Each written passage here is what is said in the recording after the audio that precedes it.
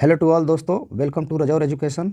दोस्तों, मैंने कुछ दिन पहले एक नोटिफिकेशन के बारे में बताया था जिसमें 6570 पोस्ट के लिए वैकेंसी निकाली गई थी। बिहार ग्राम स्वराज योजना society Panchayati Raj department government of Bihar की तरफ से उसका ये डिटेल नोटिफिकेशन है। आइए देखते हैं पूरा नोटिफिकेशन। दोस्तों, मैं पहले ही बता दूँ, ये जो वैकेंसी है ये टोटल वैकेंसी जो है आउटसोर्सिंग के माध्यम से हो रहा है। देखिए यहाँ पर आप देख सकते हैं, outsources post of Bihar Gram Swaraj योजना सोसाइटी, ये आउटसोर्सिंग का पोस्ट है। तो आप दोस्तों आप जान ले पहले आउटसोर्सिंग क्या होता है, आउटसोर्सिंग के माध्यम से क्यों कर्मचारी की नियुक्ति की जाती है।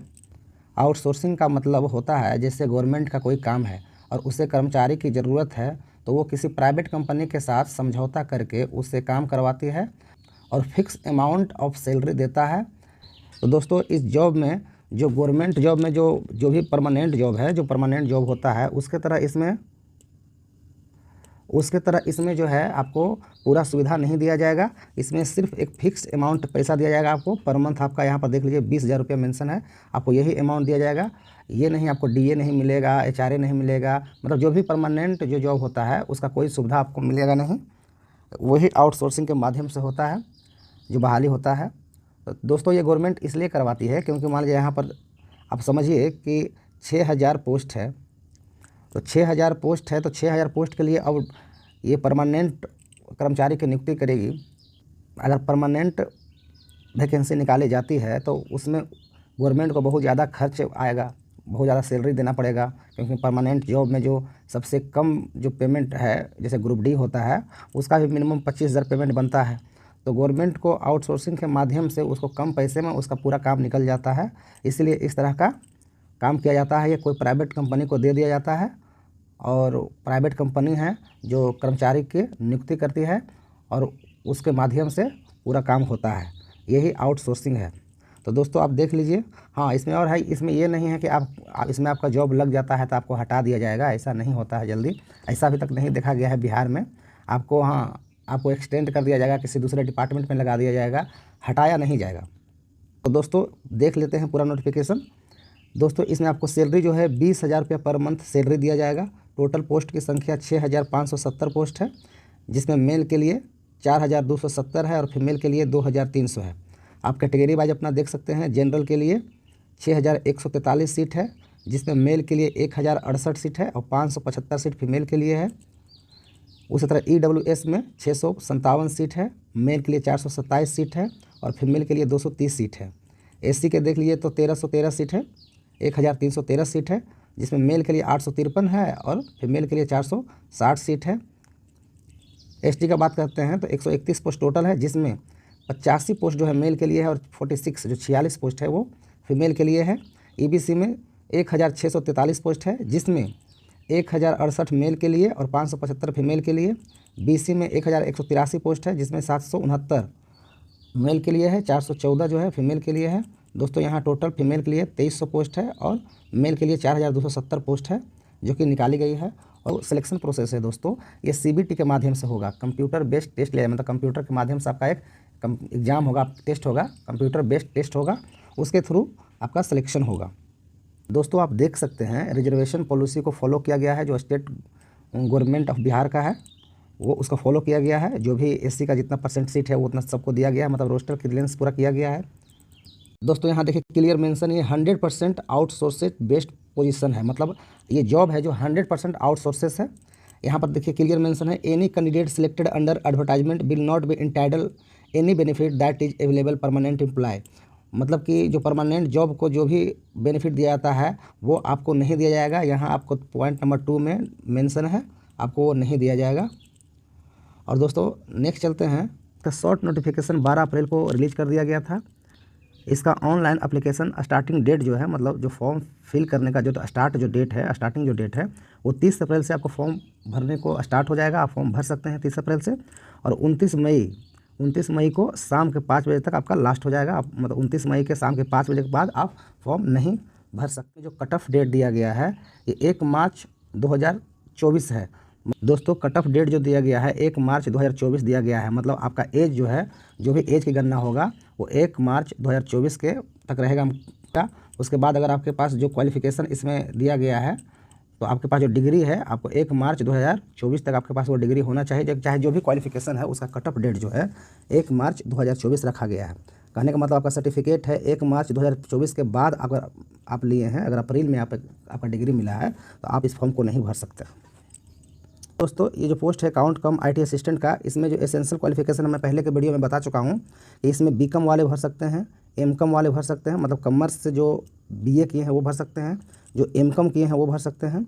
उसके बाद CA इंटर जो किए हैं उनको प्रेफरेंस दिया जाएगा। CA inter preference will be given to the candidate having CA inter educational qualification certificate.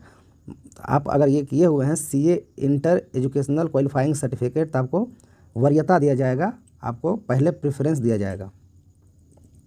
तो दोस्तों जो भी डिग्री है आपके पास उसका जो कट ऑफ डेट है 1/3/2024 मतलब 1 मार्च 2024 के पहले का डिग्री होना चाहिए, उसके बाद का डिग्री नहीं होना चाहिए।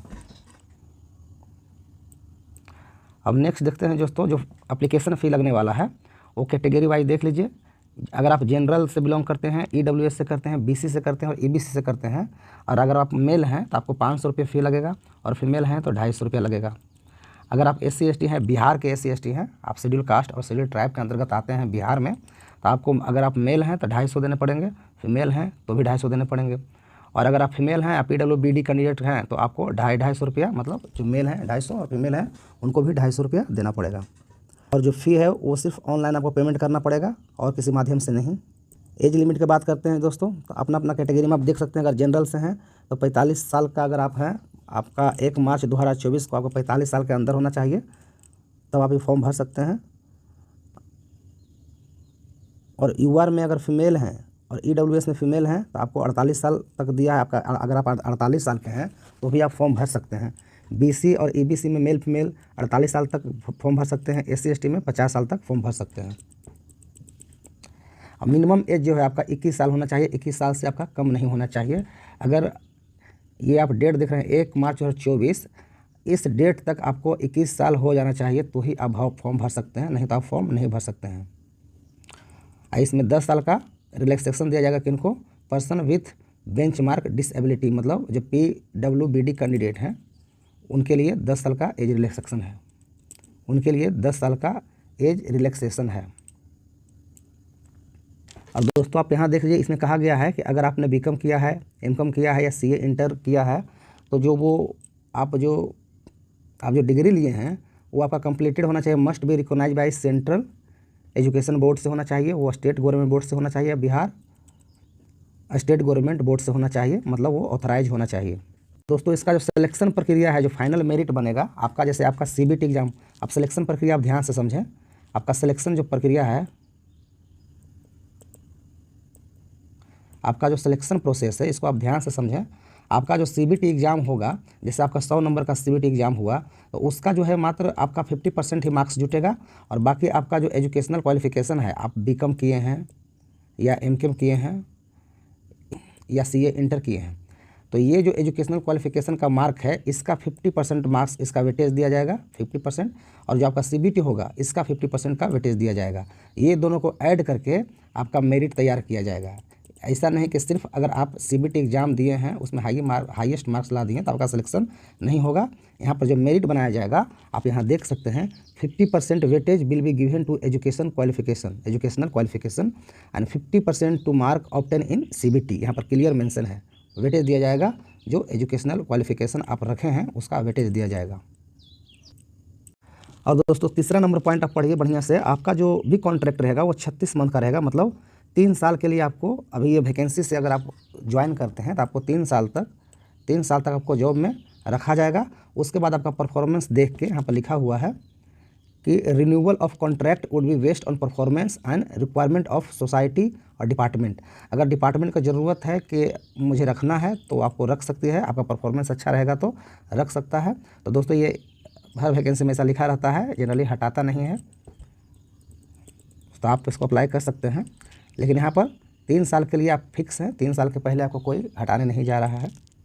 दोस्तों जो मेन पॉइंट था मैंने डिस्कस कर दिया, जो भी है इतना ही था। नोटिस आता है तो मैं अपने वीडियो के माध्यम से आपको बताने का प्रयास करूँगा। थैंक यू दोस्तों, ऑल द बेस्ट।